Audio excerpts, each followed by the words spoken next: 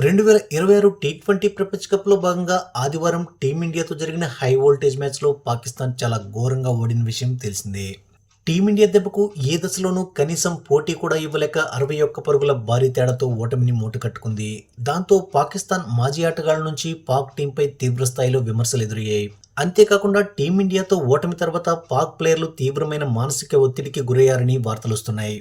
ఈ వార్తల నడుమ రేపు నమీబియాతో మ్యాచ్ సందర్భంగా పాకిస్తాన్ మిస్టరీ స్పిన్నర్ ఉస్మాన్ తారిక్ మీడియాతో మాట్లాడుతూ ఈ విషయంపై స్పందించాడు. అతనేం చెప్పాడంటే, భారత్తో మ్యాచ్ తర్వాత పాక్ ఆటగాళ్లు తీవ్రమైన మానసిక ఒత్తిడిలో ఉన్నారని వస్తున్న వార్తల్లో నిజం లేదు. ఆటగాళ్లపై ఒత్తిడి అనేది సహజమే, కానీ అది బయట వ్యక్తుల అభిప్రాయాలు, ప్రేక్షకుల అంచనాల వల్ల మాత్రమే ఏర్పడుతుంది. డ్రెస్సింగ్ రూమ్లో మేము చాలాసేపు ప్రశాంతంగా ఉన్నాం. భారత్తో మ్యాచ్లో ఎక్కడ తప్పులు చేశాం, ఎక్కడ మా ప్లాన్స్ ఫెయిల్ అయ్యాయనే అంశాలపై చాలాసేపు చర్చించాం. ఆ తప్పులను మళ్ళీ రిపీట్ కాకుండా చూడాలని నిర్ణయించుకున్నాం. అంతేకాని కేవలం ఒక్క మ్యాచ్ ఓటమి మా సామర్థ్యాన్ని నిర్ణయించదని ఉస్మాన్ ధీమా వ్యక్తం చేశాడు.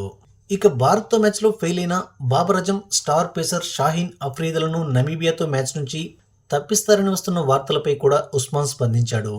బాబర్, షాహీన్ ఎన్నో మ్యాచ్లు గెలిపించారు. కేవలం ఒక్క మ్యాచ్లో ఫెయిల్ అయినంత మాత్రాన వారిని తక్కువగా అంచనా వేయడం సరికాదు.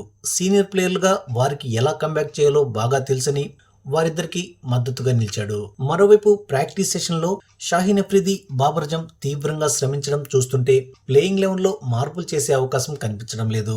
పైగా నమీబియాతో మ్యాచ్ పాకిస్తాన్కు డూ ఆర్ డై లాంటిది. ఒకవేళ ఈ మ్యాచ్లో ఓడితే పాక్ ఇంటి ముఖం పడుతుంది.